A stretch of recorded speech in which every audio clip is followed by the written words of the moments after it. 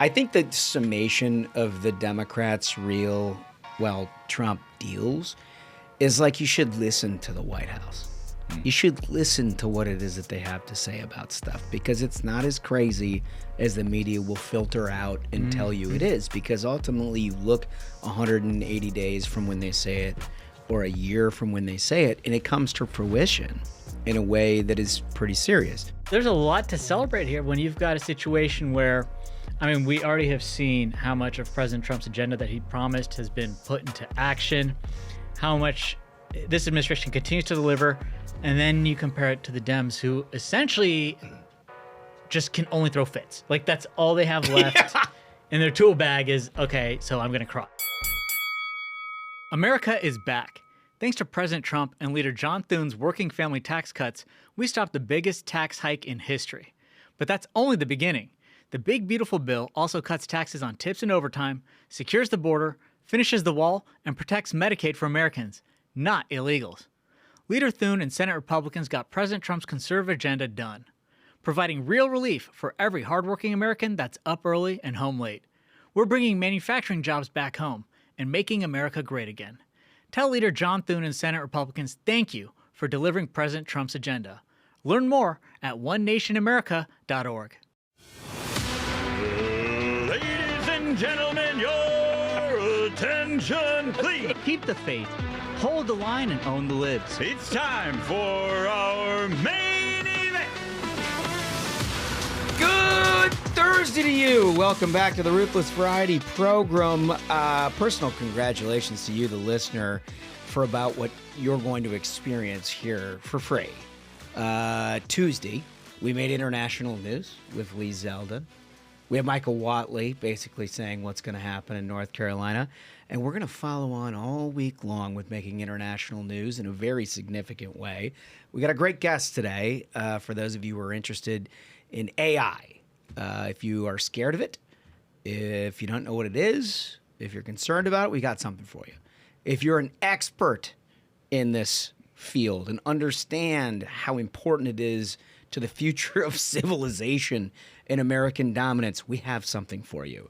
With Michael Kratsios, he's the AI guy over at the White House. He comes in and gives an extraordinary conversation. Yeah. First off, this is a tremendous get. It's not often that you're able to score an interview like this, and it provides, again, like such great information for our listeners. This is someone who is on the forefront. He tells it yourself. The guy was the CTO of the United States. That's a pretty good title. In Trump's 45 administration. This is such a huge get, and I think our audience is going to love it. No question about it. But the overall theme about what you're going to listen to here is Trump keeps dealing, Democrats keep reeling. And there is just, look, there are a lot of weeks where there are things that are happening. It's legislative. It's all kinds of political stuff that you see in your newspaper and on your TV. And then there are some downtimes where you don't get enough of that, and it's sort of like all out in the country. And then there are moments like this where the contrast between what is actually happening to you versus what it is that an opposition party is doing are so stark. Yep. And so obvious that you got to have some yucks. Like, it's not every day that you're just like swinging hot bats. Yeah. But that's what's happening. There's a lot to celebrate here when you've got a situation where, we already have seen how much of President Trump's agenda that he promised has been put into action, how much this administration continues to deliver, and then you compare it to the Dems, who essentially just can only throw fits. Like, that's all they have left in their tool bag is, okay, so I'm going to cry. But it's so cringy.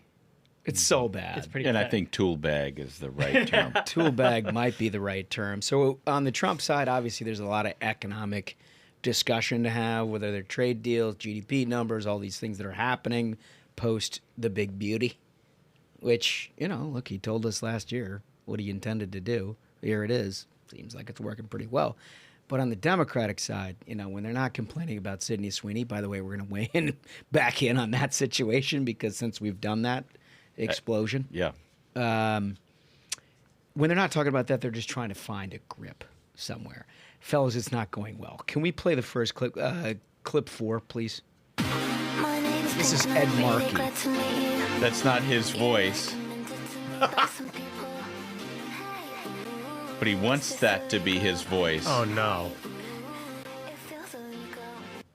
Dude, all right. So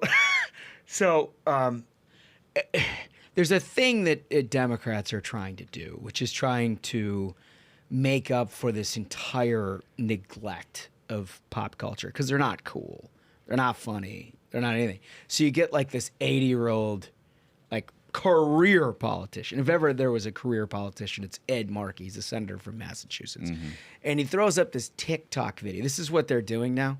Like we saw, Hank Johnson trying to crib off of, popular music, try to sing his own songs and things like that. And then the videos of all these Democrats doing the weird dances for TikTok, trying to be cool. Yeah. This is right in that genre. This is the latest iteration. I think it might be the worst. He's got, can we just toss it back? You don't need to put the sound back on, but just toss this. Like, this cat is, first of all, the older and whiter version of anything you've ever seen. I mean, and he's trying to pretend to be cool. He's shaking hands with an attractive, what I assume is staffer. Okay, so here's my thing on this. Like, I don't blame Ed Markey. You don't? No. I blame the Zoomer staffers. I agree. Who look at Ed Markey and they're like, gosh, I work for a member who looks like a cadaver. We should do TikTok videos. That'd be cool. The kids would love that. Like, what the fuck are you thinking? But they can't honestly think it's going to work. I think they think it is because I think their brains have been rotted by the internet. Yeah, and here's this is a larger thought that I have, and that is my beef with Zoomer culture is everything is derivative of something they've seen on their fucking phone. No one has an original idea. Like, make somebody interesting. The guy's 80 years old. He's got a story to tell. It's elder abuse to do this to this poor man. He has no idea what this thing is, and he's got his fucking gams going. The guy looks like a corpse. It's disgusting. It does look like they raided a place for mom and just pulled somebody out, and they were like, I think doing that to a guy who looks like that is elder abuse. But anyway, that's what they're up to. And then you take the younger Democrat, and you're like, oh, maybe they're more culturally appropriate, right? Maybe they'll understand at some level what it is that we're all dealing with as Americans and whatnot. Like, what are they talking about? Because there's a lot of good news out there for Trump. Like, maybe these guys have some resonance. They know where to take a pitch and not. Here's Cory Booker in clip 5. I see businesses taking late-night talk show hosts off the air because they dare to insult a president. It's time for us to fight. It's time for us to draw lines. And when it comes to the safety of my state being denied these grants, that's why I'm standing here. Don't question my integrity. Don't question my motives. I'm standing for Jersey.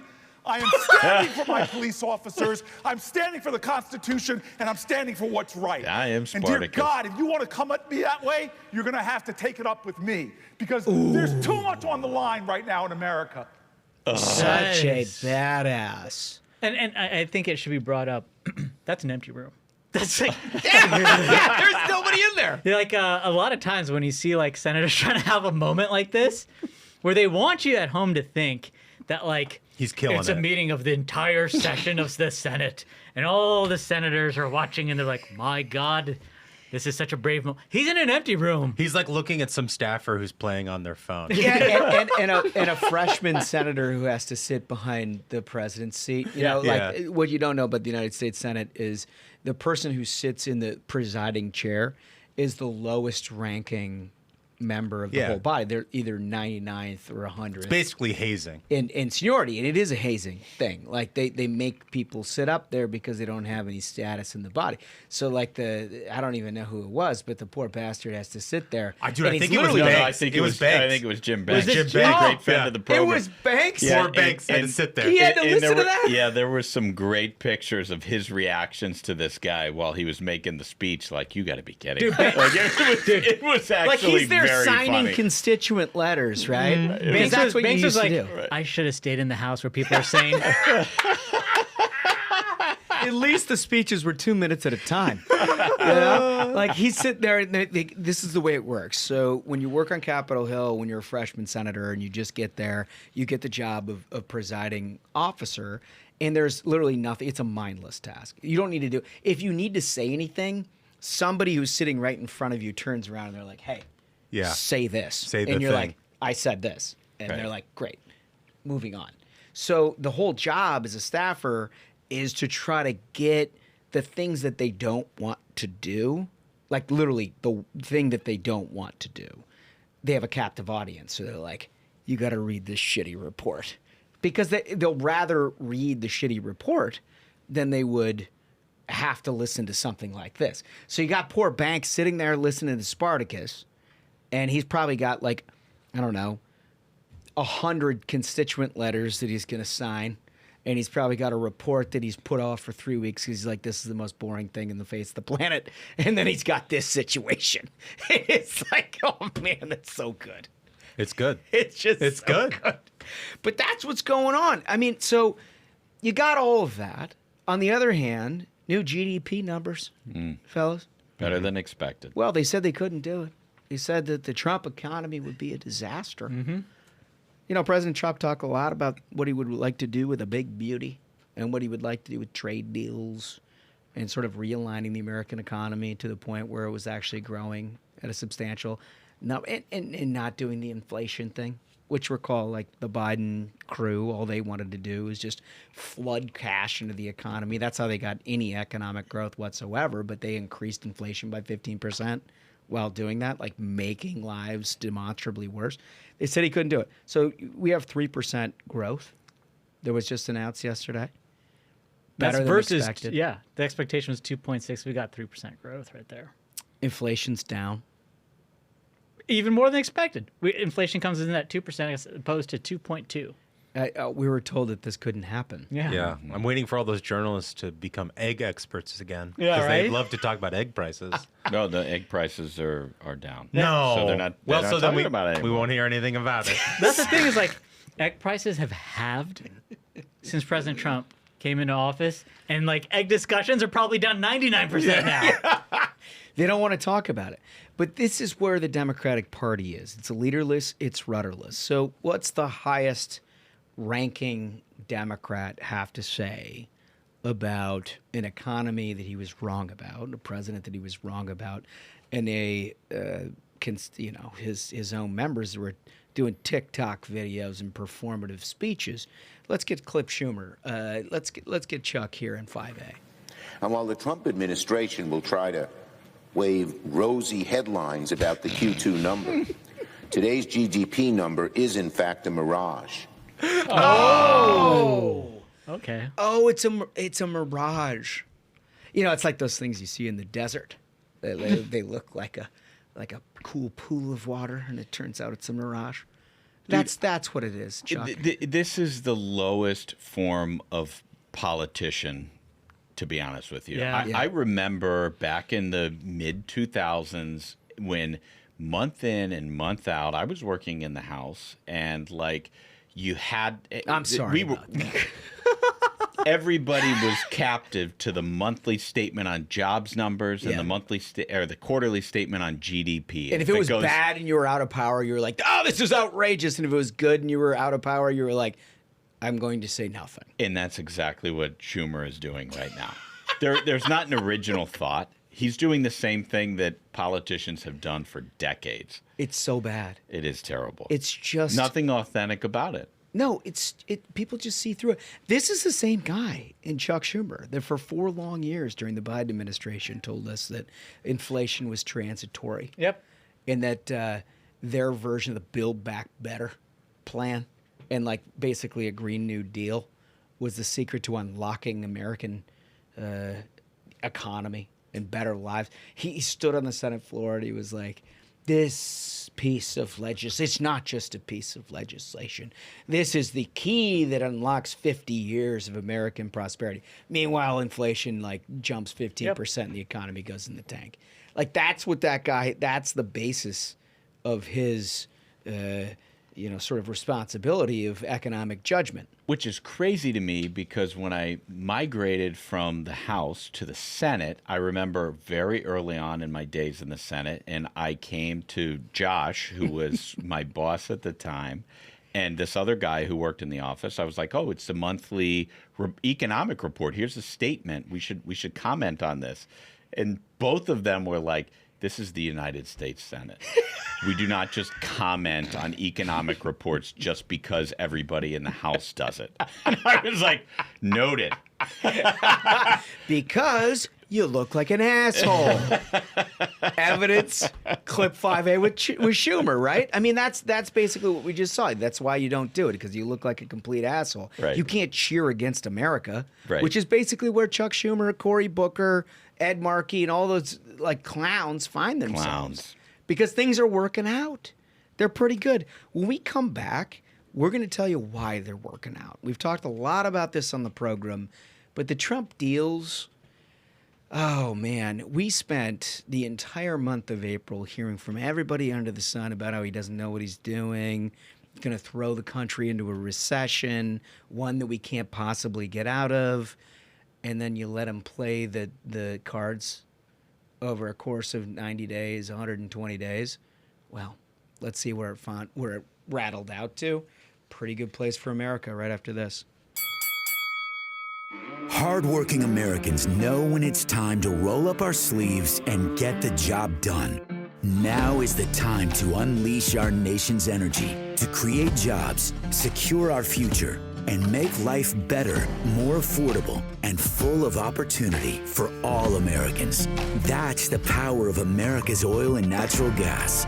Learn more at lightsonenergy.org. Paid for by the American Petroleum Institute. Okay, so the economy, everything's going pretty well. And you know it's pretty well when you've got a guy like Jim Kramer, CNBC guy. And like this dude's been wrong about basically everything. But even he is at the point where he's like, yeah, it's going well. Like he's lost control of his faculties at some level and he's explaining these things.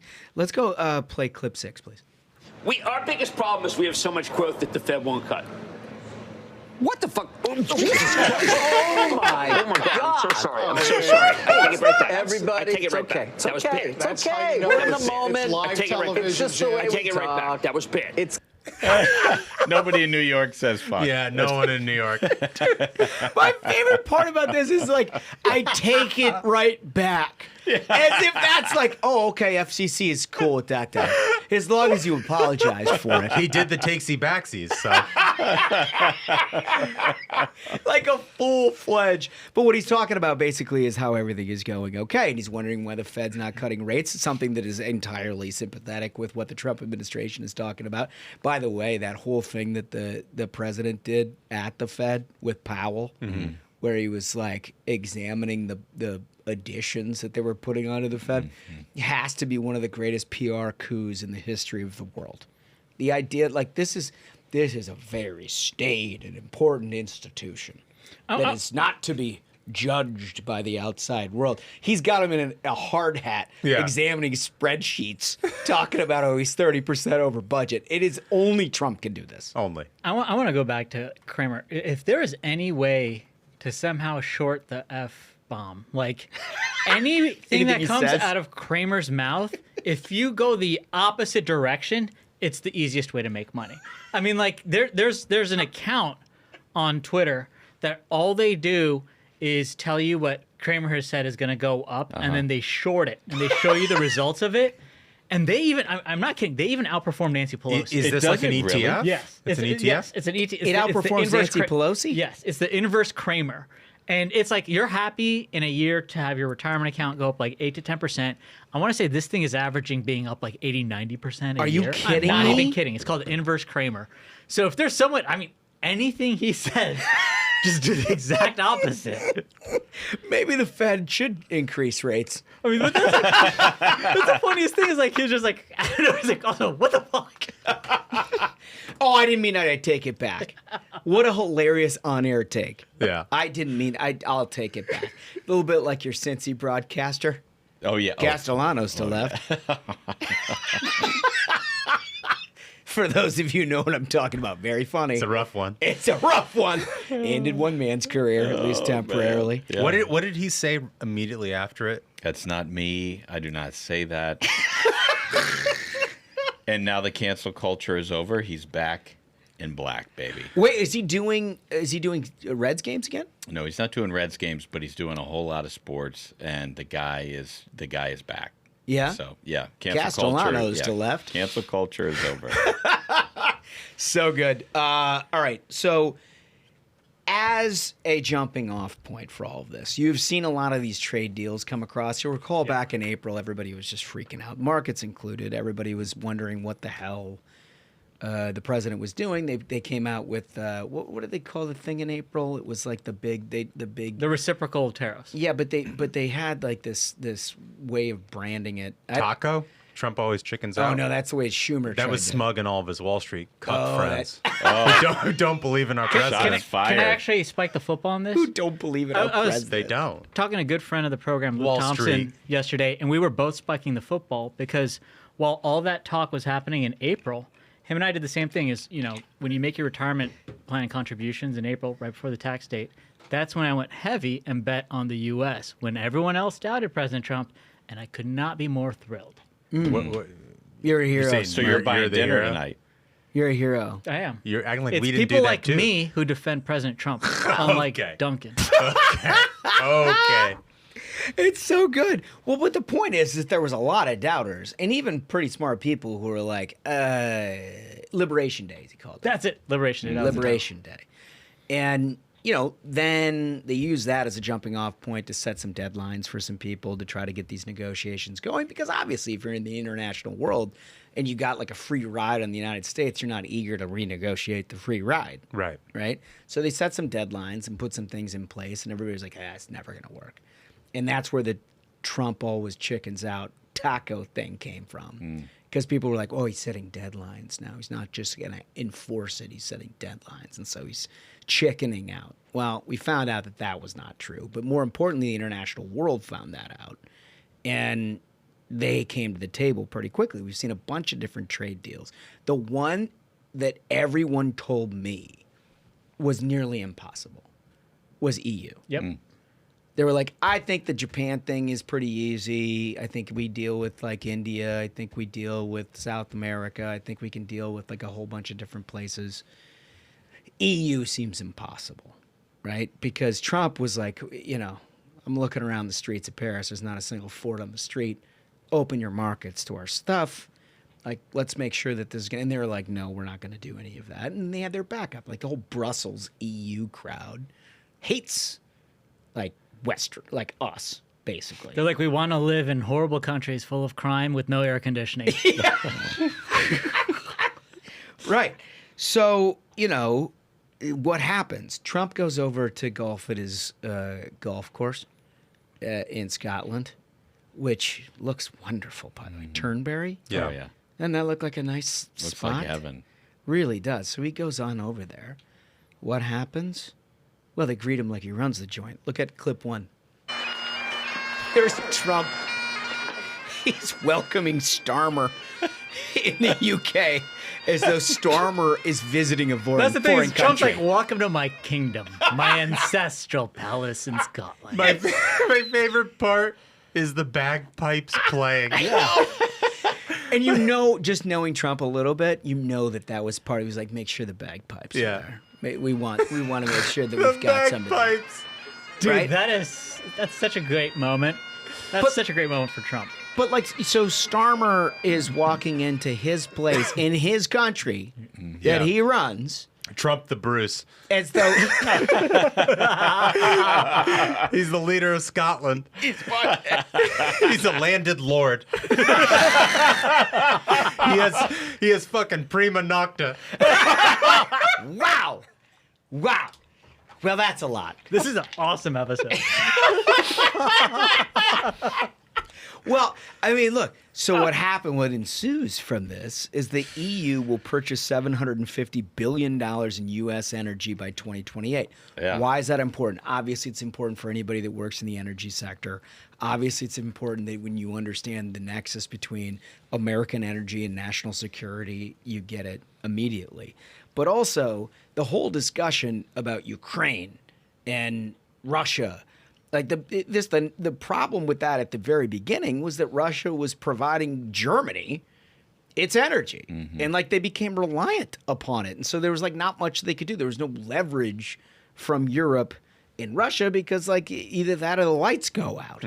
So like this component of what it is that they're talking about not only provides for a huge boom to the American economy, energy workers, and national security, it also stabilizes the world in a lot of ways, and that we have got allies relying on us rather than somebody who like wishes all of them ill. It like, and this is the thing we've been trying to talk about with foreign policy and Donald Trump is that it is so complex and it is so anti sort of quote unquote establishment in that he's working all of these angles as they work towards one thing. The national security component is a component of the trade component. Yeah, I love that you're mentioning that because I think for far too long America has viewed its place in the world as only an altruistic place, and so we viewed all of these things on one-to-one, like a foreign policy deal or an economic deal or that sort of thing. And I think what Donald Trump sees is that there's an interconnectivity to all of these things, right? Especially when you're dealing with our allies in Europe, and we shouldn't be surprised a guy who wrote the book called The Art of the Deal is good at making fucking deals. Yeah. No, it's part of his great genius. You know? But he's using leverage points in different parts of America's portfolio to make the thing happen, right? And you saw that when it came to NATO, right? Everybody said that, 8 years ago when he started addressing NATO about paying their fair share, he's like, oh, he's disrupting the whole thing. He wants NATO to go away and all this. And then now, like, you've watched the NATO chief be like, who's the best partner we got? Yep. Got everybody to sort of ante up to it. I just think there is so much of our establishment when it comes to all this stuff, whether it's EU relations or all these sorts of things, that like I think they basically profit off of doing nothing. Yeah, dude, I think you're right. And that like Donald Trump more than anything he's the inertia in change that makes everything else possible. Yeah. And there's so many people that make money off saying nothing's possible. And Donald Trump, I think, has totally disabused the American people of that notion that like, oh, these things are too complicated. America can't do that thing. You know what I mean? And that's the whole totally thing is like agree with people that. keep saying like you can just do things. You can just do things. If you have the fucking will to do it, you can do it. And it turns out when you're holding the biggest bat, Right. you should take a swing Maybe at it. use Bingo. it. Maybe use it. Bingo. And so they're going to make $600 billion in the United States, an investment Huge. in the United States here. The EU will eliminate all tariffs on U.S. industrial goods exported to the EU.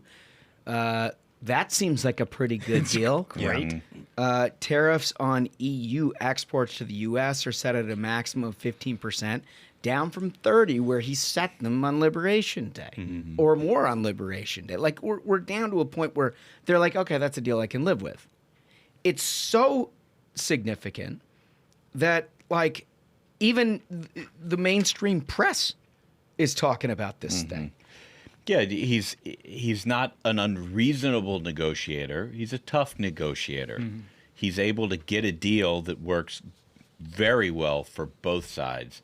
And this one, if you just look at the bullets, works extremely well for America and for peace and for freedom abroad. So on this, like, tariff thing, because there's a lot of, like, free traders. I sympathize with this in some way of people being like, let's just not tariff anything, whatever.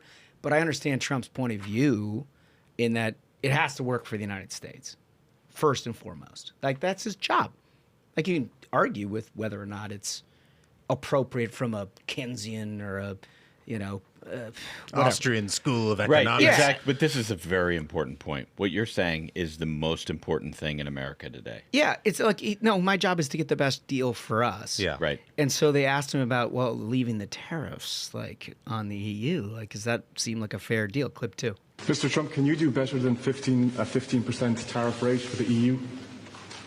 Better meaning lower? Yeah. No. It's so great because he already came down from his number. He's not an unreasonable person, but he's looking out for America. I just love that reporter like coming to him like Oliver Twist asking for more. Good sir, More? can you tell me how it is that we could get a croissant for less than $30? More? He's like, no, No. we can't do it. So we come back, we're going to walk you through how a little bit of the reluctant mainstream media is like acknowledging some of this stuff, which is, that's fascinating to see right after this. Only 58% of Americans today say they're proud to be American. The lowest number ever recorded. That's not just sad, it is very dangerous because if we forget what makes America special, we risk losing it. That's why Americans for Prosperity is launching the One Small Step campaign, a bold nationwide initiative to reconnect Americans with our founding principles that sparked unparalleled innovation and prosperity. It's not just a celebration, it's a call to action. Through the 250,000 Steps for Freedom Challenge, AFP is partnering with the grassroots in all 50 states to take meaningful steps that defend freedom and advance opportunity. Call your representative, attend a local event, knock on a door, talk to your neighbors. Every single step counts, and every step moves us closer to a more perfect union. Go to takeonesmallstep.com to learn more, then join the challenge at afpvolunteer.com. So the amount of ink spilled by the mainstream media over Trump not knowing what he's talking about all of this over the last 90 days has just been infinite. But now there are some signs that they're like, oh, shit. We might have gotten this wrong. So Axios prints this story yesterday. Trump is winning trade battles. The war, we'll see. That's so fun. That's as far as you're ever going to get anybody to admit, right? I mean, they're like, well, maybe there's more battles that we don't know about that we can't, you can't pronounce a winner one way because we'd love to figure out how to pronounce him a loser. But this first round for sure, right? And so they're acknowledging this. And I'll just read the lead. President Trump is winning what he sought in pursuing a global trade war, a series of deals that are resulting so far in big concessions by major partners, new revenue for the federal government, and minimal upset to the U.S. economy or markets. I don't need to read anything else in that piece. The lead says it all. Yeah. So if you couple that, we talked about for 3 long months at the beginning of this administration on this show about how he had a vision for this that we could kind of see. And there was a bunch of people who were like doubting components of it. Like, can you, with a 2-seat majority, pass what he wanted to do with the big beauty? Can he actually effectuate trade deals in forcing people to come to the table when they had no real incentive structure to actually renegotiate with the United States? Like, can he shut down illegal immigration, which is like bleeding cities and localities dry in terms of revenue and everything else? Like, could he do all of that stuff? And we talked about it at great length, seeing like, well, from our standpoint, what he's talking about could be done. Like it takes a serious execution at some level, but like it's possible. And we started talking through about where you could find yourself in August or I think we said September or fall in terms of where the economy is at. We're not even through July. Yeah, and I'll tell you, fellas, there's so much bullshit in the press that I often just sort of look past that and I think about what are people actually doing versus what are they writing about it. And all I can think about is at the very beginning of this tariff process with the president, there was so much hand-wringing and all this is going to ruin the country, is going to crater global markets. People in Washington were like trying to figure out how to position themselves against it. But what are they talking about today? Josh Hawley is like, no, we need to figure out what we're going to do with the money that's coming in because of Trump's policies, and we need to give it to these people. And there are other politicians who are like, no, we need to pay down the debt. And so the contrast between where official Washington was in March and April and where official Washington is today in terms of trying to divide up the spoils of Trump's policies, I think is one of the most interesting turnabouts we've seen all year. Okay. So can I see official Washington and can I raise you one? Yeah. Let's talk about where Europe actually is on this, because when they basically told us to go fuck ourselves at the beginning, right? This is what's fantastic about this whole thing, because when I saw this deal come in with the EU and I saw the way that it was covered in the American press as a win for Donald Trump, I was like, I wonder how Europe good point. is taking this information. Because if they're declaring it a win for Donald Trump and Axios, yeah, right. you can only imagine what they're saying Can't over love it. in London. Yeah. Right? So I went to the paper of record for financial news in Europe, the Financial Times. The Financial Times, where Smug and his cuck friends on Wall Street like to read this thing. Do they still print it in pink? They do. They do? Can I read you some of it? Because it is just delicious. I'm still reeling on the Smug and his cuck friends. Here's the headline. Donald Trump reaps $50 billion tariff haul as world chickens out. Are you kidding? Wall That's Street the headline? Fuck you. Here's another one. Print that on the pink pages. Here's another quote from the Financial Times. There is no hiding the fact the EU was rolled over by the Trump juggernaut, said one ambassador. Trump worked out exactly where our pain threshold is. Wow. It's awesome. I mean, it's incredible. And they have to print it in pink. Yeah. So one thing I think hopefully a lot more of people and economists to start with figure out is there's more to a country than GDP goes up. I'm glad you're saying that. I take back the cuck thing. I think there's a lot of like a just like Kramer. There's like a significant mindset change that needs to occur because we have seen whether we're talking about when Republicans were in power or when Democrats were in power. The underpinnings of their economic thinking was essentially just like neoliberalism. Growth. GDP go up. If you export all production within a country overseas, GDP go up. If you import and have endless immigration, you open borders and you cheapen labor, GDP number go up. And you see the results of that was horrible for the country. For a nation, What hollowed it's out horrible. the entire center of the country? It's what hollowed out Rome. Yeah. They did it before, and it didn't end well for them. And Donald Trump is the first president who drew a line in the sand and said, actually, there's more to a country than GDP go up.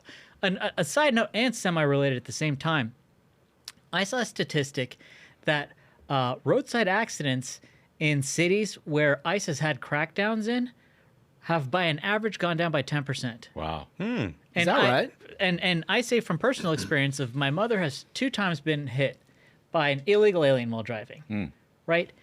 I don't think I knew This that. is a significant problem for the country. And a result of it was economic, crime, all these things that were hollowing out the country. And all these problems are being solved, just like Duncan said, you can just do things. You can for do things. so long, the whether it's the foreign policy establishment, whether it's the economic establishment, the political establishment, was marching this country into just like doom, all in the name of GDP go up. And if ICE, if you're listening, on the weekends I have to take my son to sports. Route 50 in Arlington. If you could just set up some checkpoints, it'd really help my commute. There's some bad driving. I'm speaking for the people. I know there's a lot of people listening to this. There's a big in the Northern problem. Virginia area Yeah. who know exactly what I'm talking about. 100%. It needs to be dealt with. I would support that. No, I feel like it the needs right to be side of the done. road is a new thing there in a right. lot of different ways. Yeah. You know, like you gotta get through what is that the Seven corner, corners? 7 corner situation. Might as well Misery. be the Bermuda Triangle. There's got to be like a dozen accidents a weekend in that thing. Dude, it's like a circus. It is. It totally is. But I mean, look, you all have these things close to your house, and you know what we're talking about.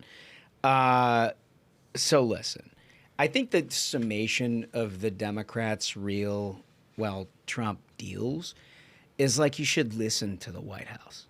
You should listen to what it is that they have to say about stuff, because it's not as crazy as the media will filter out and tell you it is, because ultimately you look 180 days from when they say it or a year from when they say it, and it comes to fruition in a way that is pretty serious. So that leads to our question of the day, which is, if you could talk to the White House, you as a listener, if you could talk to the White House, your thoughts, your concerns, and you could get answers from anyone, the president, the vice president, whomever, about what it is that your concerns are, we may be in a position to do some of that here on the Ruthless Variety program. What would you ask? Great question. Because I think, like, I love this question. it filters through the media where they ask all the wrong things. Right. And they're not asking what it is that you, the listener and the viewer of this variety program, actually give a shit about. Right. So why don't you just put that in there, give it to us, and, well, we may have such an opportunity at some point. Write it down. Great question. And when you Yeah. like and subscribe to the Ruthless Variety program, we read all of them. But you got to like and you got to subscribe. So Sydney Sweeney ignited a bit of a conversation nationwide. First of all, the most brilliant advertising campaign in history, because it's just created everything you wanted if you are American Eagle, right? The left freaks out, the right tries to defend. It's all free advertising. It's like a national conversation where you paid cents on the dollar for everybody who's been a part of it. But it ignited a larger conversation with us here on the Variety program about when advertising was actually ads, that you wanted to buy the product. They resonated with you at some level. And honestly, it was like an 80s and 90s thing. Like that's the kind of, maybe early aughts, but not much further than that before they started turning the page and like, it's unrecognizable nonsense. We asked you, the listener, what are your favorites and what would you like to see to come back? When you like and subscribe to the Ruthless Variety program, we read all of them, and when we read them back to you, we start with a voice. First one comes from Mark Johnson, and Mark simply says, Brooke Shields, Calvin Klein ads.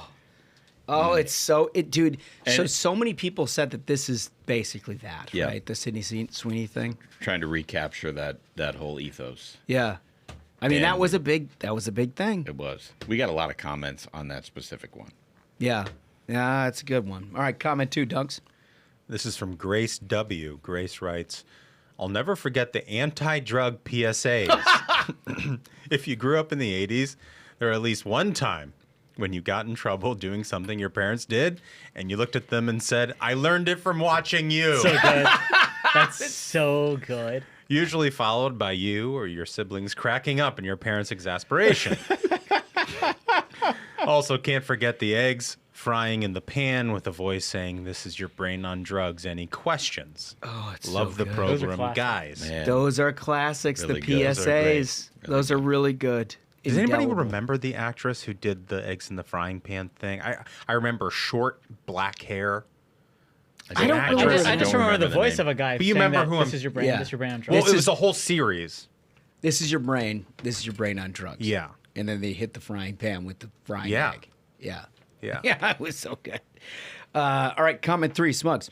Comment 3 is from Thomas Siranowski, and Thomas writes, a bit 90s, but bring back Bud Light's Real Men of Genius. Real man of genius. I love this. Those are the best. And Those it's were when great. Bud Light used to know how to advertise. Well, they knew what Here's their to you.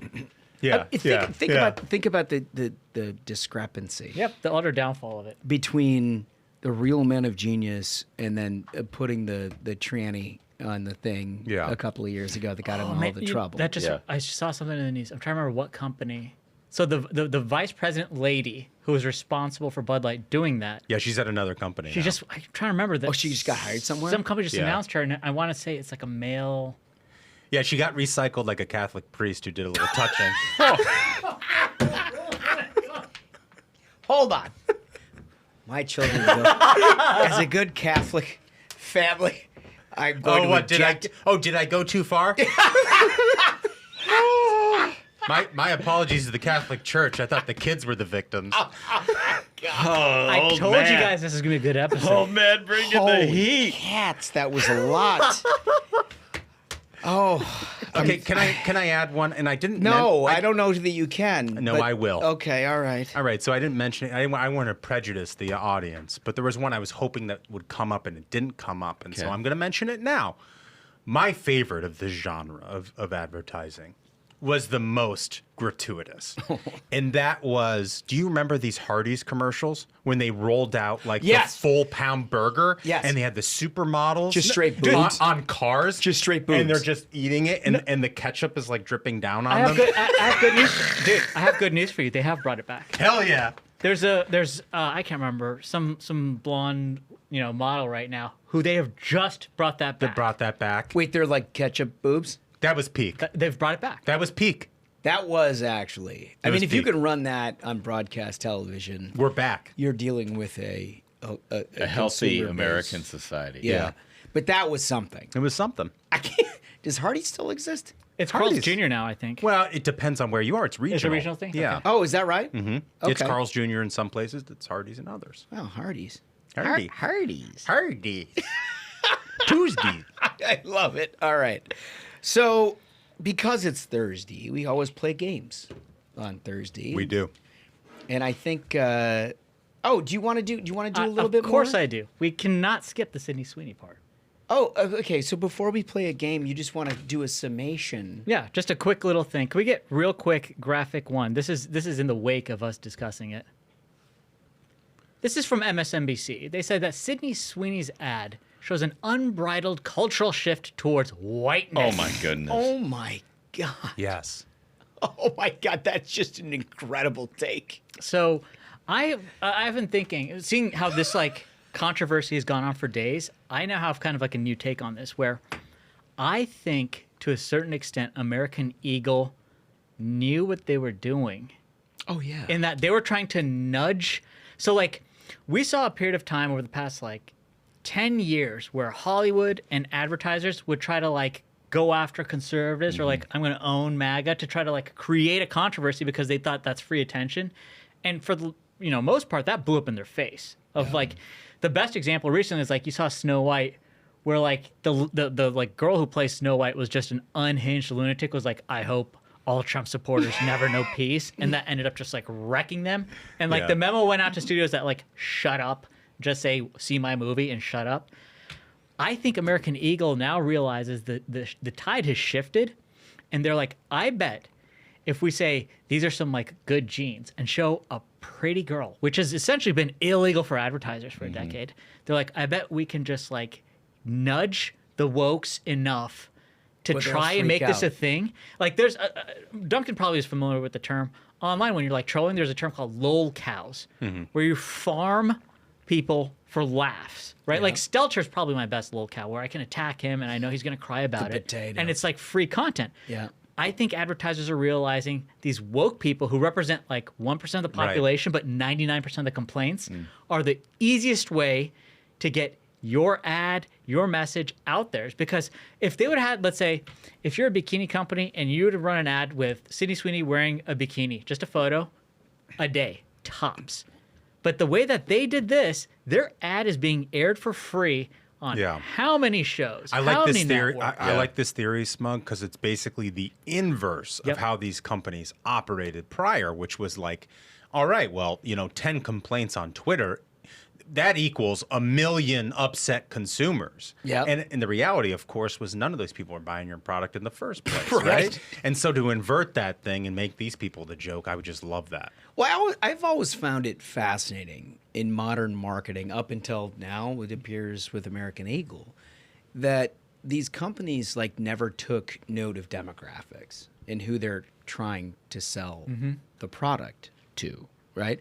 What they're doing is basically doing what the left has always done, which is shaming a certain segment into believing that the entire world looks like this, and you ought to just appreciate that because that's pop culture, that's new, that's fresh, that's fun, and you may not have anything to do with it, but that's what you should be into. I think the whole problem is that the reporter and the publicist for the company live in the same 3 zip codes in Brooklyn. Yes. And they are neighbors, right? And so their entire idea of what culture is them talking to each other and then determining things. It happens fairly frequently, and it happens. In politics, it's a beltway phenomenon. Yeah. Right, where everybody who lives in D.C. and operates in D.C. and goes to the D.C.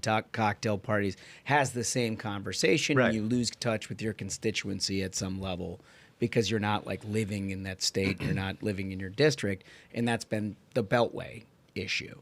But it has happened with advertising, with media, with entertainment in general.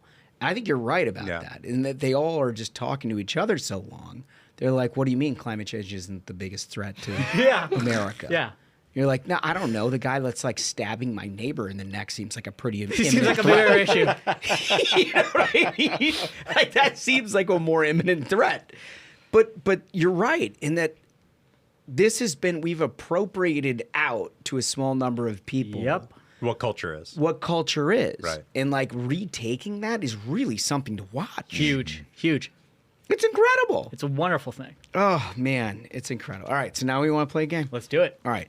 We're going to play King of the Hill because it's our signature and feature game here on the program. I'm the judge, so I'm going to rule with an iron fist. And I'm the defending champion with Ron Filipkowski. Okay. A really out of left field pick by me. He's always, his thing has always been he's got 1 week of super hot takes, and then we'll see if this is the week that he can hold on for multiple championships. I hope. And Smug, you have the challenger, right? Jen Rubin. Well, I mean. Oh, you brought brainworms? Got to do it. It just feels illegal, but I'll allow it. Okay, all right. And then you're our judge, right? I know I'm bailiff. Holmes you're is the bailiff. judge. I'm the judge, and I'm going to be very serious about this. Okay, let's go ringside. Ladies and gentlemen, your attention, please. It's time for King of the Hill. In the red corner, fighting formerly from the Washington Post, and returning queen of our tournament, Jennifer Bahrain Worms Rubin. And now, in the blue corner, fighting from who knows where, and current champion of the world, Ron Philippa, how do you say his name anyway? Filipkowski. Well done. I almost thought Ashbrook was going to slip in returning champion on Jen Rubin there in the run-up. No, if anyone knows what they're doing, close. it's the guy who people were like, is this Michael Lefebvre? She's more than a champion, old man. She's the queen. She is. Okay. She is. I just hope that doesn't prejudice our judge and jury. No, This he's the fairest judge we got. is not prejudice. Good. I will invite you to provide your first exhibit, please, Mr. Duncan. With pleasure. Can I get exhibit number 4, please? This is Ron Filipkowski, and he's... What the... He has created an AI image of Trump, I guess, given Ghislaine Maxwell a Medal of Honor. It's coming. And he says it's coming. And there's Jeffrey Epstein sort of like, I think they've turned down the opacity to look like he's an angel in the background, which I just love this for so many reasons. Number 1. Dude, I'm not winning. I know that's the most direct. Like, there's no coming. I'm throwaway round. It's just strategic so good. throwaway. Hey, can I just, instead of wasting one of my takes, I'm taking a knee. No, you have to I'm not play losing one. to the fucking. You gotta Are play you kidding one. me? You gotta play one. You can gotta throw. play You it. can pick your weakest, but you gotta play one. That's the game. Holy shit, that's That's funny. insane. That's very funny. Exhibit 7. Tossed out. Thank you. My argument has been that as soon as Dems get the House, they impeach him. I mean, that's not quite an argument. We know that's what happens if we lose the House. So remember to vote in the midterms, folks. I just love that Smug's not even trying. That's his summation. Is Bro, Jen, learn how to use AI images. Smug's like, you know what? Just gotta get out there and vote. he used his play as a call to action.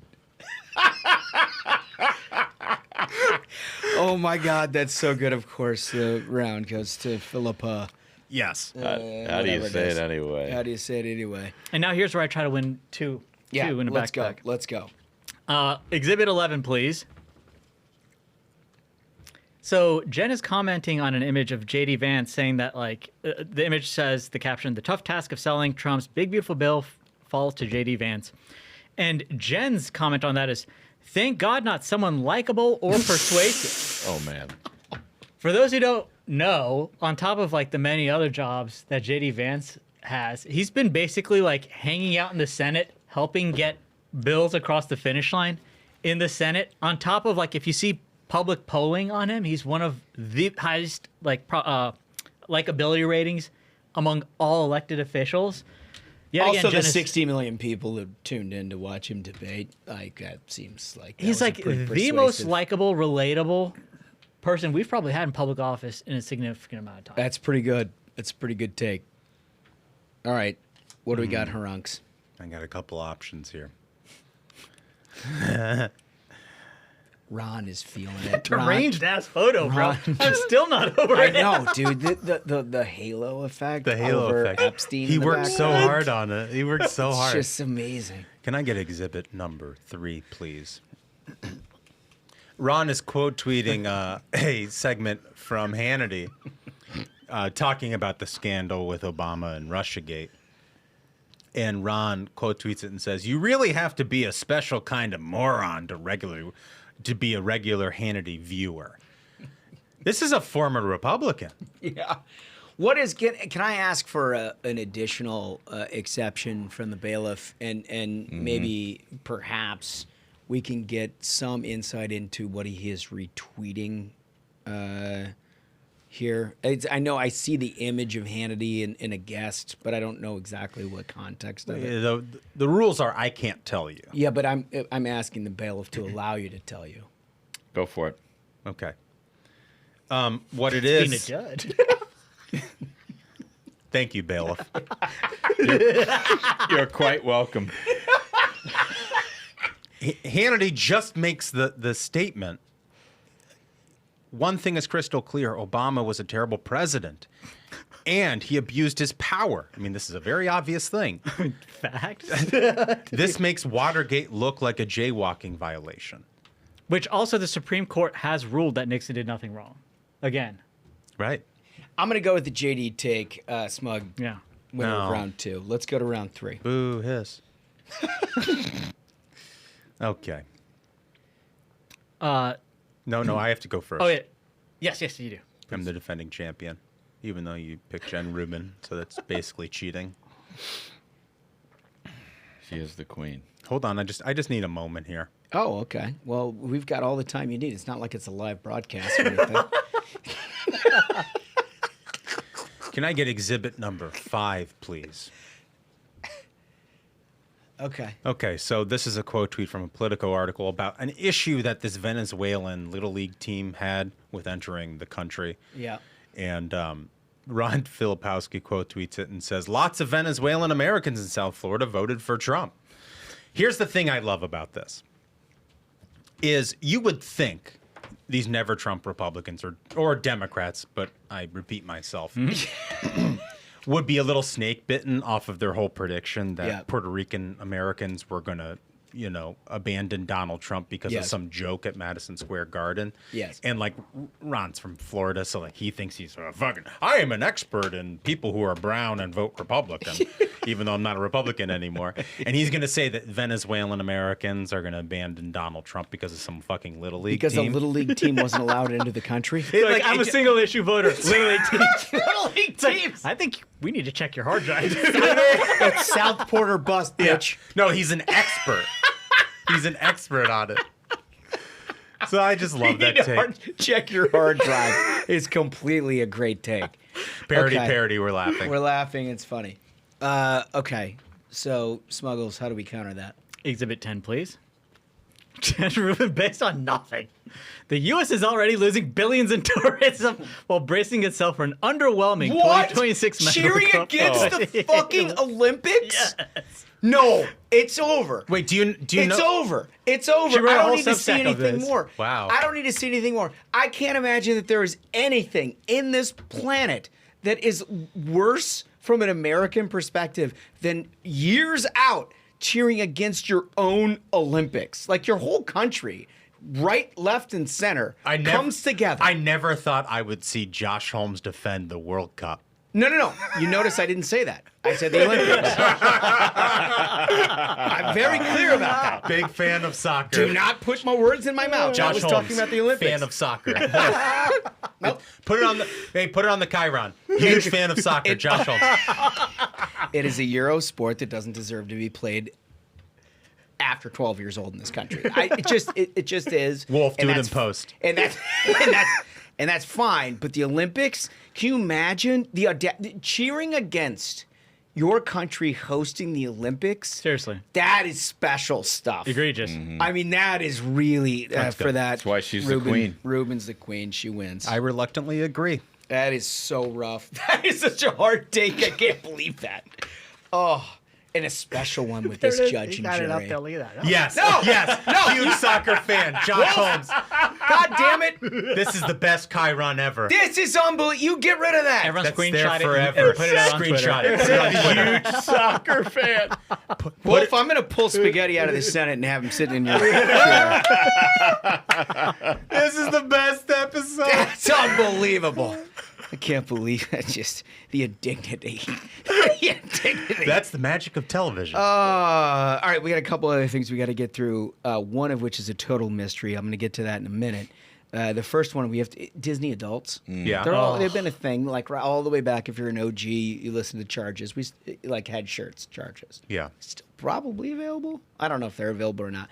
But it was all about how Disney adults had basically taken over the park. Like you go down there, you try to have a good time, like a once-in-a-lifetime experience for your children. Very expensive. It's very expensive, but you sit in lines, and you're behind like a bunch of fats, basically. And they push you and your kids to the side to You've get had through this the experience. turnstile. Yeah. Oh, yeah. Two gray-haired dudes pushed my kids to the side so they could get into the animal kingdom before we did. Charges. Charges. Jail them. For sure. So clip 7, please.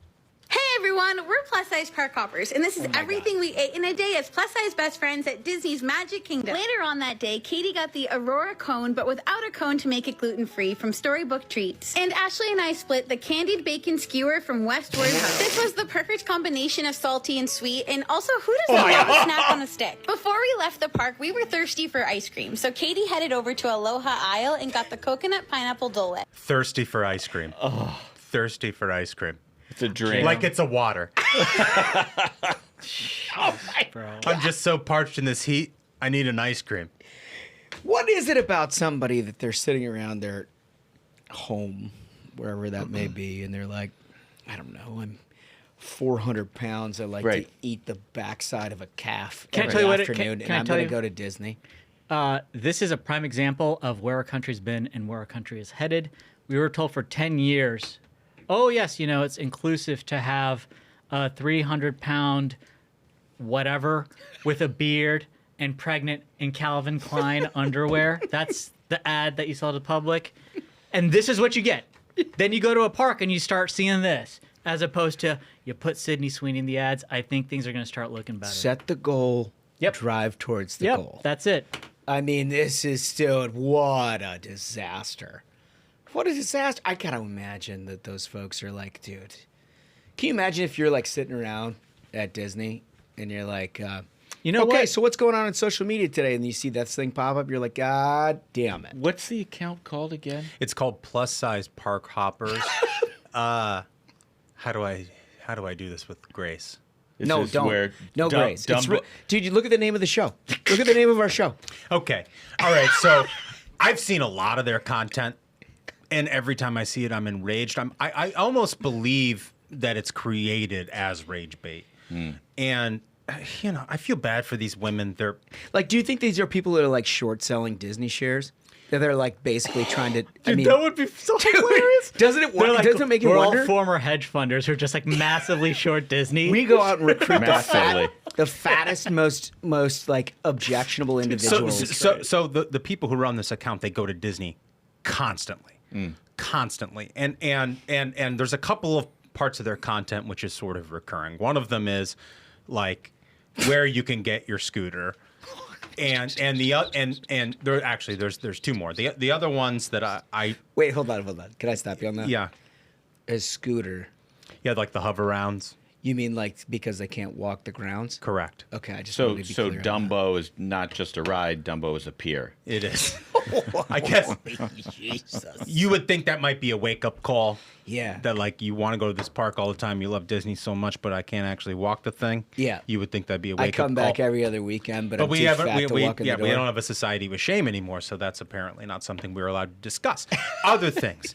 They often review restaurants, and one of their main qualifications for these restaurants are whether the seats the chairs No. have arms. No. So they review the restaurant based upon whether the seats Whether are, they can fit in them. whether they're wedgeable. Yeah. Into the. Whether they can get their tank ass inside those and then eat fucking ice cream.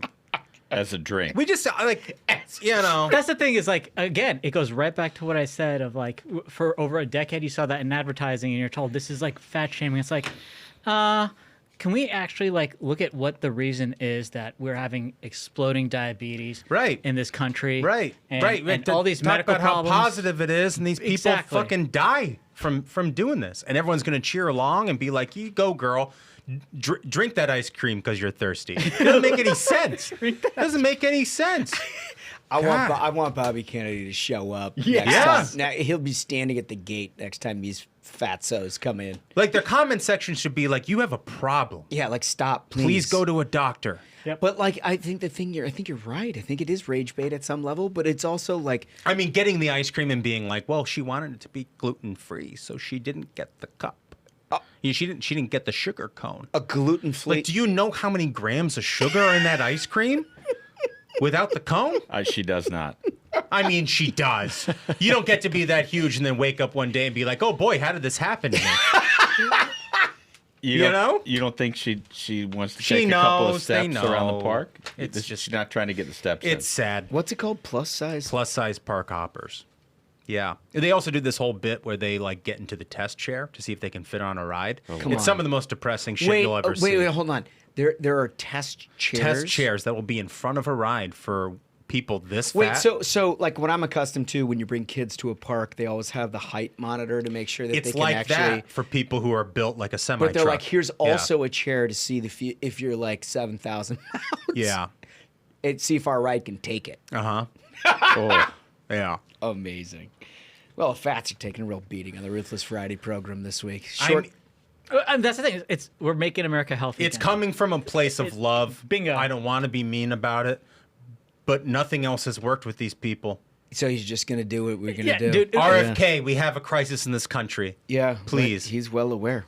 All right, so this next clip, before we get to our interview, I have not seen. I cannot vet. I cannot give you any assurances about the content of what we're about to see.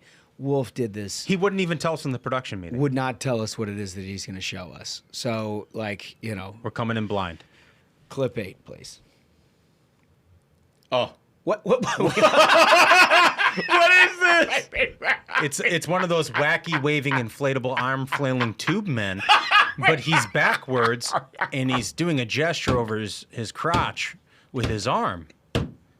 What has happened for our audio-only listener is that there is like the big things that you see, the inflatable things that you see outside of a car dealership with the wavy arms and that kind of thing. That thing is laying on its back. It is collapsed in some level, except for one arm. And that one arm is making somewhat of a lewd gesture. Here's my question to you fellas, now having reviewed this for the first time. Do you go into that store? Feels like they did their best from a marketing standpoint to get you interested. It certainly gets your attention. You're wondering if Slugs, that was... What's your take on I want to send what are they called? The plus size brigade? Plus size park hoppers. They can go tackle that one. I mean, give me one more look at that. It's filled with air, not ice cream. I don't think they'd be interested. Give me one more. Look at this thing. Yeah. Like it's a collapsed thing, right? Well, yeah, and I'm told that the text. Look at its face, by the way. Look at his mouth. The text there. The text there in English on the store is more than 45 years serving the people of Cartagena. Well, if he's serving Cartagena, he should be like face forward, nose like to the table, right? Oh. Oh boy! All right. Well, thank you for that. That was Wolf. something. Thank you, Wolf. That's really kind of you to put into our show. We weren't filthy enough, and that's a good segue. Oh man, poor guy. I mean, Michael Kratsios did nothing to deserve He this. did nothing. You know, I mean, this is a serious guy. He does a serious job. He is like literally partially responsible for the entire future of this country. Also, a longtime listener of the show. On top of Yeah. No, he's listened to us from day one. But then you know what? Then he'd appreciate all of this content. There you go. I think that's a way to mitigate it. I think that's probably right. Yeah. So he probably understands that this is all part of the thing, part of what we do here. Anyway, we do a lot of different interviews. There are value statements of all of them. You get to know people. You get to understand what makes them tick. In terms of its import on something that I don't think is covered very well in AI, like this might be one of the more valuable interviews that you're ever going to hear on the Ruthless Variety program. Michael Kratsios. Well, this is an interview that we've been looking forward to for a very long time, fellas. It's an area where I think general public, there's a lot that's unknown.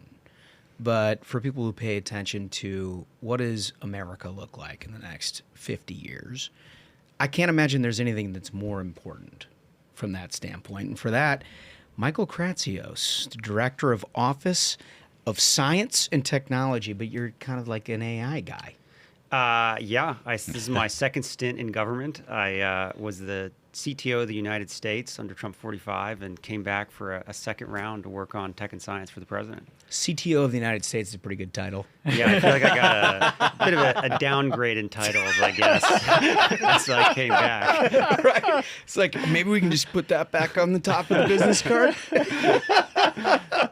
That's awesome. But listen, you guys have been doing a lot. You've got an AI action plan you've released. This has been a big week for you all.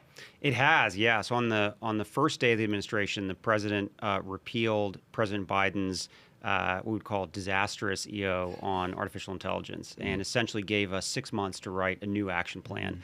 Directed me, the National Security Advisor, and our AI advisor, David Sachs, to work on this. 6 months later, we released this, and that was with, we believe, a lot of fanfare last Wednesday. We had the president give a speech, the vice president spoke, we had 5 cabinet secretaries, and we really set the stage for what it means to win the AI race. And it really, in our mind, comes down to like 3 big things. Like, we have to out-innovate the competition. Yeah. We have to have America be the place where the next great technology developments happen in AI, and we have to create a regulatory environment which allows that to actually happen. Oh, no question. No question about it. The second big pillar, which everyone talks about, is power and energy. And the president spoke about this during the campaign. We need enough electricity to power all these data centers that are going to be crucial for AI. And we did a bunch of deregulatory actions to allow these power plants to be built and these data centers to be built. And the third one is about exporting AI. We want the whole world to be running on the American AI stack. We have the best chips, we have the best algorithms, we have the best compute. We have to get that out into the world. So if you're any country, big or small, that wants to do AI, you should be powered by Made in America. Well, it's also tech. open, free values, our American values. I mean, it's really important from that last standpoint that you talked about. 100%. I think what people don't really think about is the main competitor in the AI race that many of you may have heard of is a Chinese company called DeepSeek. And what people forget is that if you want to have your model sold or made public in China, it has to pass a test that it meets Xi Jinping thought. So there's literally a test where they say, like, does it actually meet this communist ideology before you're allowed to sell it? I mean, it's insane. And that's, to me, real quick to highlight a terrifying aspect about how real this race actually is, because it is a race and it's basically between the United States and China. And like you described, Chinese AI is essentially a communist AI. It has to adhere to communist ideology. And if that's the version that starts getting exported around the world, that's just a way for China to expand its borders and control more of the planet. At the same time, you had the Biden administration. You'd mentioned that there's all this deregulation that you guys have put in place.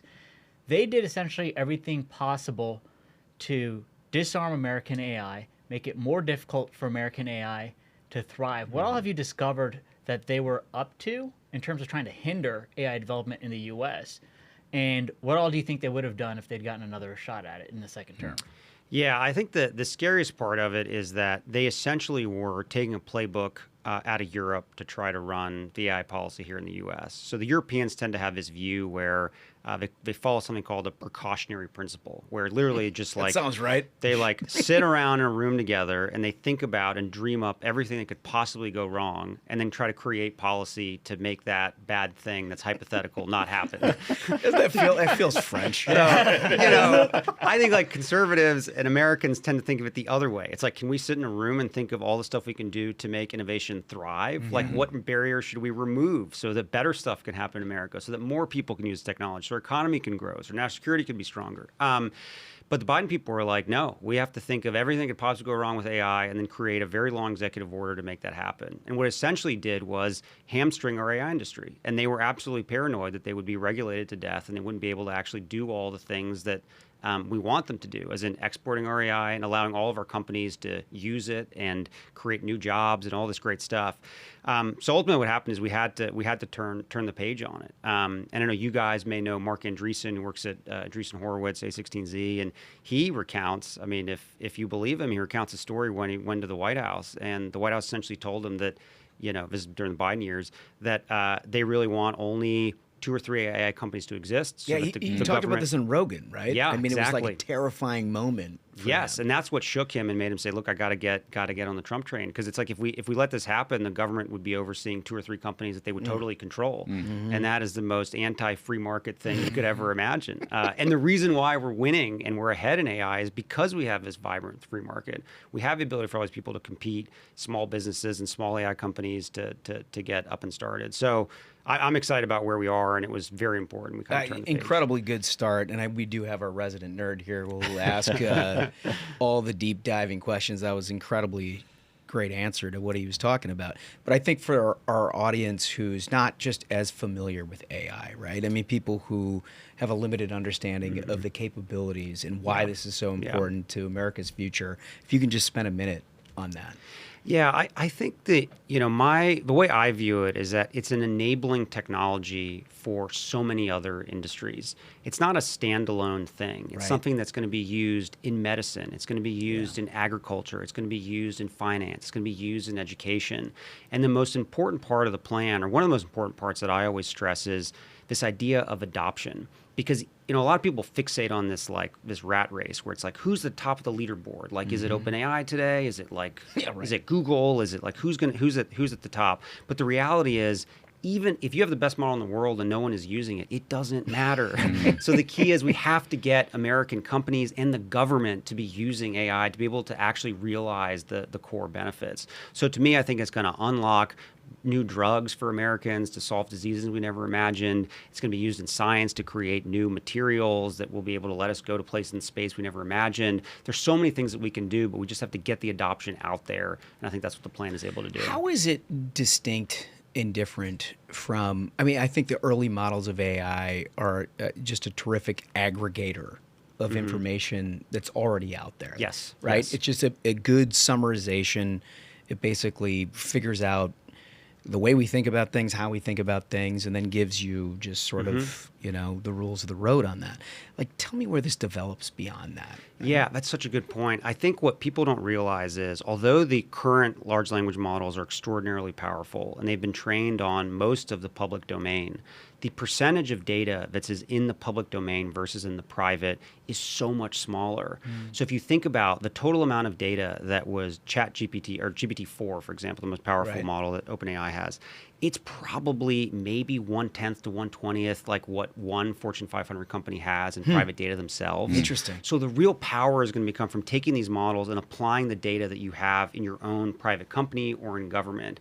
And that's where the future kind of lies. If you're JP Morgan and you want to use it to drive financial services, the power of being able to take all the information you have at JP Morgan, apply it to AI, that's where it's going to happen.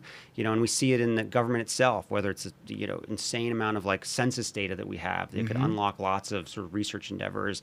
We see it in healthcare, and there was an interesting work now that FDA is doing. So the commissioner there did a report, I think, on Fox even yesterday, where he was showing this big warehouse that had all this historical data for clinical trials. That's all in paper. If you can take all this historical clinical trial data and feed it into a model, then you can have a better understanding of what are the types of drugs that are going to be approved. How can we make sure that we're actually spending all our money on trying to get drugs approved that have a better chance?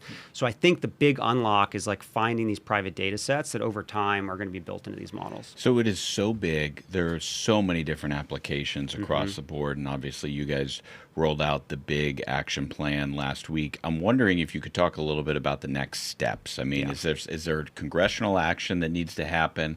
Obviously, there's a lot of work that you guys are doing around the clock from an administrative standpoint. But if you could just share a little bit about what we should be watching for here in the next couple of months. Yeah, in the first few weeks, a lot of emphasis is going to be on the third pillar, which is this export program. We really need to get the world running on the American AI stack. The Commerce Department is going to come out and do a request for proposals where we're going to try to bring together all private sector AI companies and tech companies together to create these packages that then we go out and sell to the world. I'm flying to Korea on Saturday where the APEC Digital Ministerial is, where I'll lead the U.S. delegation. And there is essentially just going to be a big sales shindig. We're going to run around selling American wares, telling people You're going to be like Tony Robbins up there. I'm going to try my best. Because we do have the best technology. We just got to get people comfortable with it. I mean, the story I always tell there is, a big part of my time in 45 as the U.S. CTO was running around the world trying to convince people not to buy Chinese telecom equipment. So you guys may know the company Huawei and how dangerous it was. So many countries around the world had put Huawei kit all over their country, and the U.S. didn't have a good alternative, and we would essentially like beg countries to rip and replace, but we didn't really have money to pay for the rip and replace. We didn't have an American alternative. But what's so unique about this moment is we do have an alternative. We have an American stack, which is it's better. Good. It's better, and we got to get it out there because we know the Chinese are going to be running full steam ahead, trying to sell Huawei and DeepSeek all around the world. So it intersects in a lot of ways with foreign policy and the State Department and everything else. I mean, because you're dealing ultimately with an element of trust. Right? Which, thank God, President Trump has restored across the globe as a leader of a free world for the first time in 4 years. So you're building on that to basically say, this is the technology, but also we're with you. No, right? America's got your back, and we have the best technology to come with it. And because at the end of the day, these countries, just like we're America first here, each of these countries, we have to understand, want to deliver the best results for their people. And most leaders around the world are seeing AI and are thinking to themselves, how can my country realize the benefits of this technology? How can I get more of my citizens using AI, building companies that are based on it? How do I get data centers built in my country so I can run my own software? The U.S. can help enable that. And I think that's where we need to meet customers where they are, which are these other countries. And I think we're at a position where the administration is excited to be selling our chips and our models out there into the world and get them running on the best tech there is. That's well said, Smug. So in the action plan that you put forward, one of the things that caught my eye and I think was most critical is the expansion of opportunity for skilled labor, like electricians and HVAC, which are going to be such a high demand job. I think there's a lot of anxiety that's been put out there, especially during the Biden administration, that AI means everyone loses their jobs. Could you explain that part of it a bit more clearly? Yeah, great. Yeah, so in the second pillar of the plan, it's all about infrastructure. And one part is, okay, let's clear all the permitting hurdles so that you can build your data centers faster and all that. But the second piece is all about the skilled labor you're going to need to build that. And the guy who's essentially building the big Stargate data center for OpenAI and others down in Texas came to our office and we were chatting with him and we were like, what's the biggest challenge you're facing? And I thought he was going to, say something about getting enough chips fast enough or something. His answer was like, I can't get enough electricians. And I was like, how bad is the problem? And he was like, well, I have to fly in people from about 40 different states to do electrical work in Texas. And that, at the time, that was the biggest project in the U.S. But now it's not. There are other bigger data center projects. So this is like a real acute problem. And the solution is having skilled Americans who can do these extraordinarily high-paying jobs.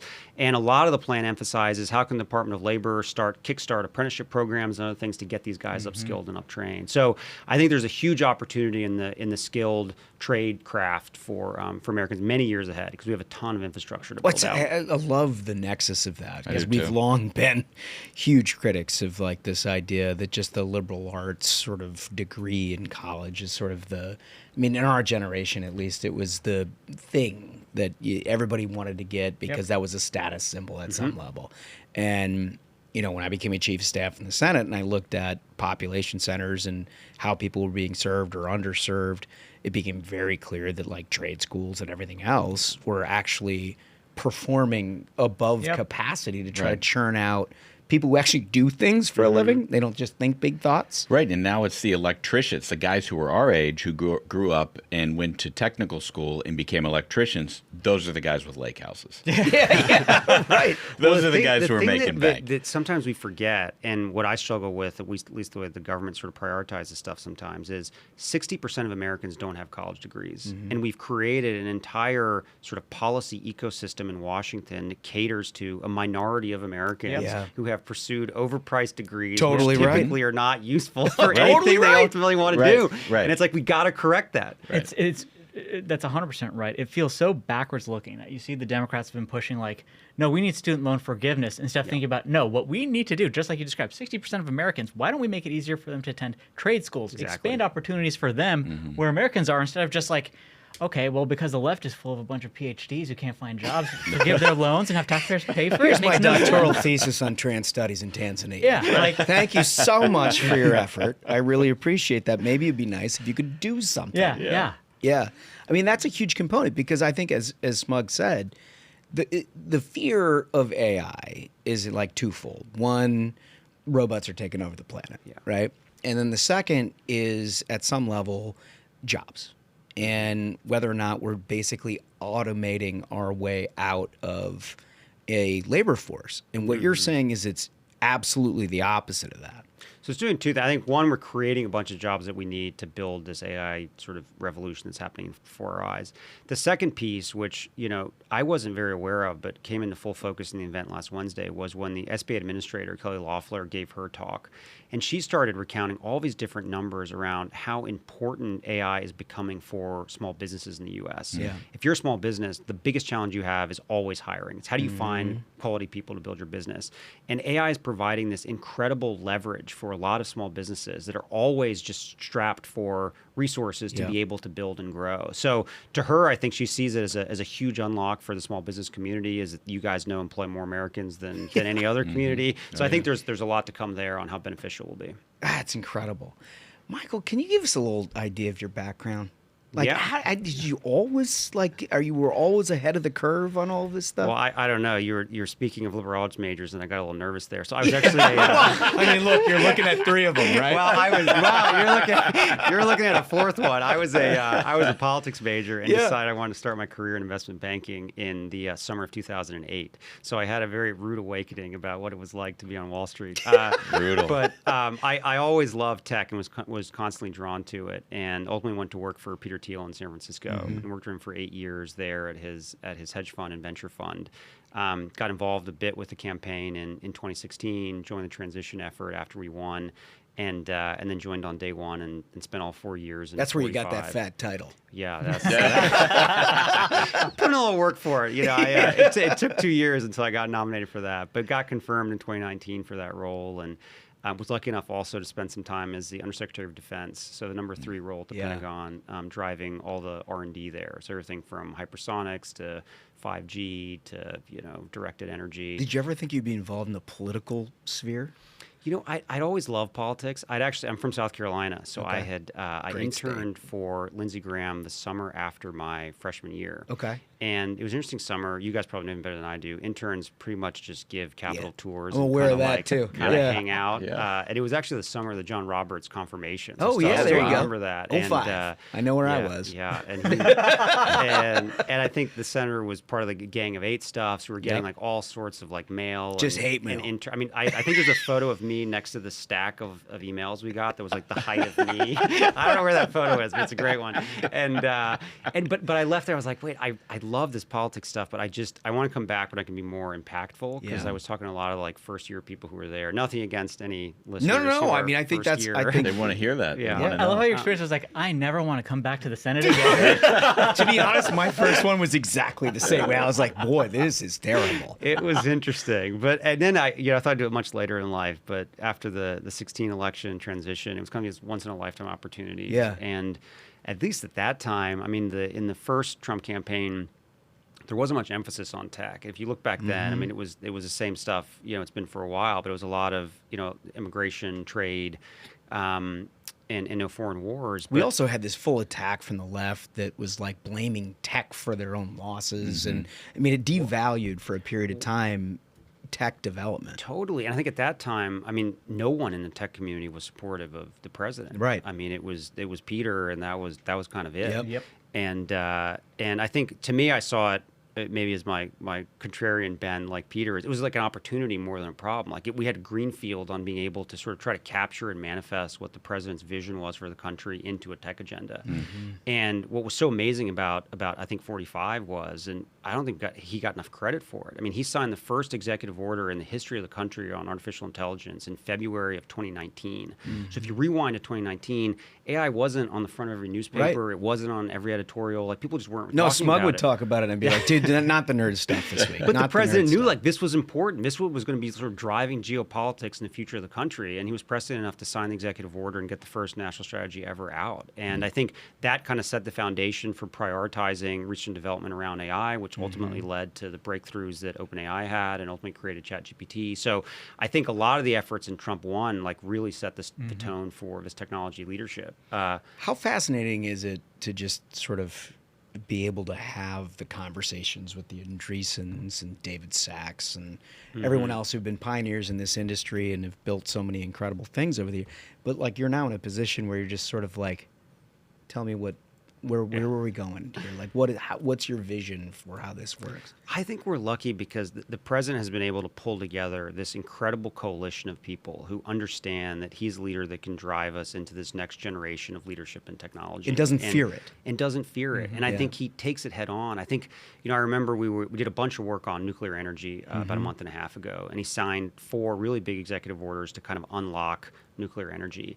And you had all these naysayers, and the media was in there like kind of like shouting all their questions after he did the signing, and they're like, aren't you scared about, all the things that could go wrong with nuclear? Is it not safe? And he's like, no, we're going to do it safely, and it's like a trusted technology. And he's able to sort of like push back immediately on all these like crazy leftist types that are like scared of this tech. And he's like, no, there's obviously things that can go wrong or right with it, but we should manage it, and we should allow the American people to like reap the benefits of this new technology. And if you live in a state of fear, you're going to end up like the Europeans, and that's like not where we want to be. That is not where we want to be. There's not a lot of French models that are tipping the top of the iceberg. Listen, not that kind of model.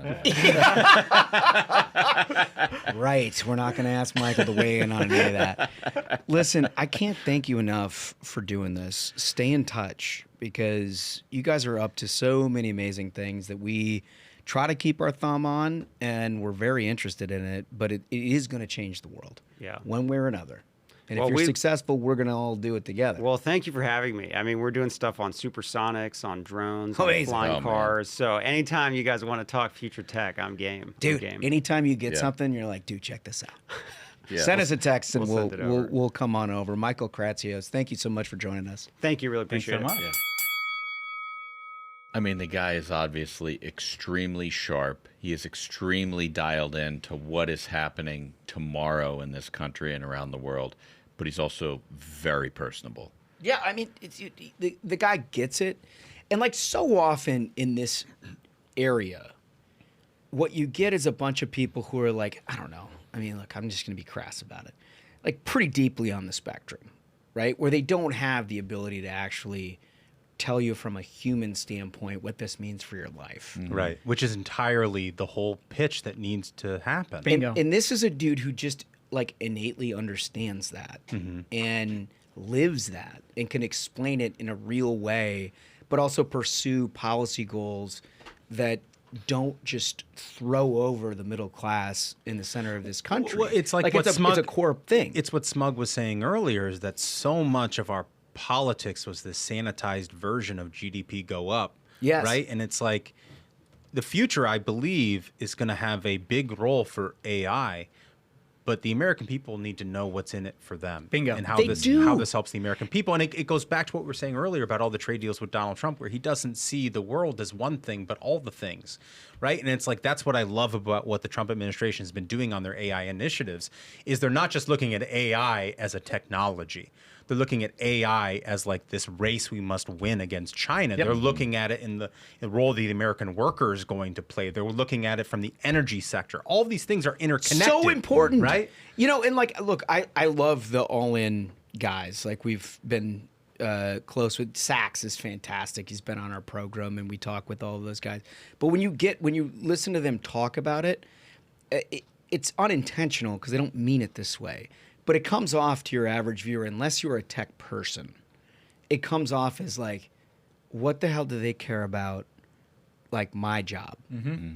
And again, it's unintentional because they do care, and Sachs in particular cares deeply about this because I know he's the one person that I do know in that.